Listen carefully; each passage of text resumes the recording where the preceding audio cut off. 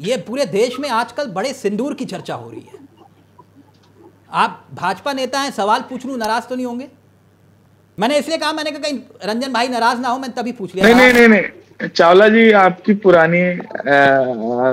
पुराना तरीका है लोगों को नाराज करके खुश करने का। नहीं, मैं नाराज नहीं करूंगा आपको, बस इतना जानना चाह रहा हूं कि जैसे पीएम मोदी की रगों में सिंदूर बहता है, तो आपकी रगों में क्या बहता है? मोदी की नसों में लहू नहीं, गरम सिंदूर बह रहा। मासूम सा सवाल है कि मतलब अब आपकी रगों में तो सिंदूर बहता है या फिर खून बहता है? देखिए, हमारे रगों में क्या बहता है क्या नहीं बहता है, वो जो बात है उस तर्ज पे कही गई है जिसको समझदार व्यक्ति समझ जाएगा। रगों में मैं तो ना सिंदूर बहना समझा पाए आप, क्योंकि इस देश में कई मैं वही बोल रहा हूँ, समझ नहीं पा रहे हैं कि सिंदूर रगों में कैसे बहता है। तो उन नासमझ लोगों में से मैं भी एक नासमझ हूं, तो प्लीज अगर एक्सप्लेन कर पाए आप तो। तभी मैंने आपसे पूछा आपकी रगों में क्या बहता है। देखिए, प्रधानमंत्री मोदी जी अपने भारत को लेकर बहुत इमोशनल है। विषय वो नहीं है, मैं बस इतना जानना चाह रहा था कि भाई देश के प्रधानमंत्री ने ये कहा कि भाई कभी उन्होंने कहा कि मेरे रगों में सिंदूर बहता है, और उन्होंने कुछ वक्त पहले कहा था कि भाई मेरी रगों में डेमोक्रेसी यानी कि लोकतंत्र बहता है। एक बार उन्होंने कहा था कि भाई मेरी रगों में पैसा बहता है। एक बार उन्होंने कहा था मेरी रगों में व्यापार बहता है। और जापान गए थे तो वहां पता नहीं क्या बह रहा था, लेकिन ये बात उन्होंने बार बार कही। तभी मैंने आपसे कंफर्म करना चाहा कि आपकी रगों में क्या बहता है, सिंदूर, खून या कुछ और? देखिए, इंसान व्यक्ति शरीर में खून ही बहता है। सिंदूर बहना उनका एक कहने का ये तात्पर्य है कि हमारे देश के शौर्य पराक्रम के सामने वो सिंदूर इसलिए इन्होंने कहा कि उस महिलाओं का उन्होंने प्रतिशोध लिया पाकिस्तान से, जिसका राहुल गांधी हमेशा विरोध करते आए कि मसला सिंदूर का था। लेकिन ये गरम सिंदूर जो है वो ट्रंप के सामने गरम क्यों नहीं होता, वो ठंडा क्यों हो जाता है? सवाल ये था। और सवाल ये भी था कि भाई अगर सिंदूर इतना गरम था तो उसकी तपिश जो है उस विजय शाह जो मंत्री है आपका, जो आज भी आंखों का तारा है और लाडला है, वो तब भी उस पद पर बना रहता है जब वो देश की बेटी का अपमान करता है। और जब सुप्रीम कोर्ट कहती है कि भाई आपको माफ नहीं करेंगे, आपने जो गलती की है उसको आपको सजा भुगतनी पड़ेगी, तब ये सिंदूर क्यों नहीं मतलब गरम होता?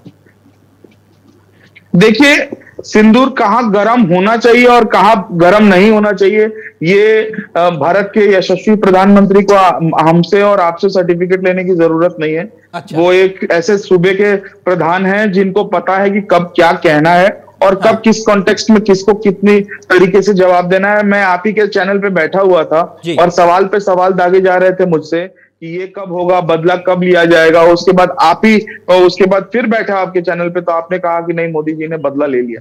तो बहुत सारी चीजें हैं। नहीं, तरीके से अगर आप उस दिन भी कह रहे थे कि देश के साथ खड़ा हूं, तो मैं कह रहा हूं मेरे देश की सेना ने बदला लिया। बिल्कुल। सेना का सेनापति कौन? देखिए, सेना का सेनापति कौन? नहीं, सुनते 2 मिनट मुझे भी समय दे दीजिए। मसला क्रेडिट का है, आप ये कह रहे हो? हाँ जी, मसला क्रेडिट का है। नहीं, क्रेडिट हम नहीं ले रहे हैं। नहीं तो फिर क्या क्रेडिट हम नहीं ले रहे हैं। अरे, देश में सरकार हमारी है, हमारी नीतियों पे तो सारी चीजें चलेगी। ये क्रेडिट लेने वाली बात ही नहीं है। अगर आरडीएक्स जो है 300 किलो पहुंचा तो फिर जिम्मेदारी आप ही की थी ना? मैं यही जानना चाह रहा था आपसे। अरे, तो जिम्मेदारी पूरी तरह ली, उसके बाद उसे नस्ते नाबूद भी तो हमारी सरकार ने किया। तो क्या ये जिम्मेदारी ली तभी तो नस्ते नाबूद किया? हम तो बिल्कुल जिम्मेदारी ले रहे हैं। 4 आतंकी गए, जिम्मेदारी ली तभी तो घर में घुस के मारा। उनको झन्नू में पहुंचाना था, जिन्होंने ये कायराना हरकत की थी, हमारे भाइयों को मारा था, तो उनको झन्नू में पहुंचाना था। वो 4 आतंकी है क्या? इस सवाल में क्या गलत है? आपको क्या गलत लगा? देखिए, मैंने कहां सवाल में गलती है। आप जाके गिनिए ना जहन्नुम, आप जाइए वहां गिनिए, देखिए कितने लोग मरे हैं। ताबूत नहीं मिल रहा उनको क्या नाम है, हाफिज सईद और फलाना ढिमकाना, उनके नाम भी नहीं मैं जानता। अच्छा, जो सवाल करेगा वो झन्नू जाएगा। राहुल गांधी जो है वो पुंछ जाने की तैयारी में है, यानी राहुल गांधी एक बार फिर से जो है लोगों के बीच जा रहे हैं। उन पीड़ितों से मुलाकात करेंगे जो हिंदुस्तान पाकिस्तान का जब युद्ध वाली स्थिति थी, गोलाबारी हुई, उसमें लोग जो मरे उनके परिवार वालों से मुलाकात करेंगे। और 25 अप्रैल जिसका मैंने जिक्र किया था, इससे पहले शायद श्रीनगर गए थे राहुल गांधी।